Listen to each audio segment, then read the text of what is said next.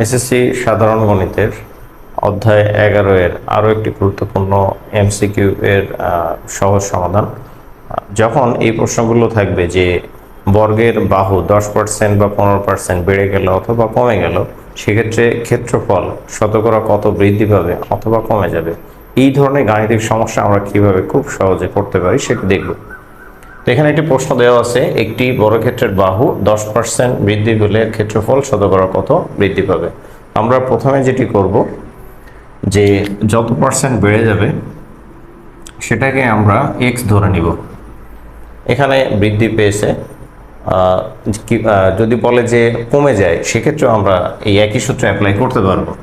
সূত্রটি হবে 2x plus x square by 100। এখন যদি বাহুর দৈর্ঘ্য কমে যায় তাহলে শুধু প্লাসের এখানে মাইনাস দিতে হবে। তো এখন আমরা সলিউশন করি, তাহলে 2 ইন্টু 10 প্লাস 10 স্কোয়ার বাই 100, তাহলে 20 প্লাস 1 21, এবং আমরা যখন অ্যান্সার লিখব তখন অবশ্যই পার্সেন্টেজ দিয়ে দিব। এখন যদি এখানে বর্গের বাহু কমে যায় তাহলে শুধু আমরা এই প্লাসের জায়গাতে আমরা মাইনাস দিয়ে দিব, তাহলে আমরা এই কত ক্ষেত্রফল শতকরা কত ক্ষেত্রফল কমে যাবে সেটি পেয়ে যাবে। আশা করছি বুঝতে পারছি।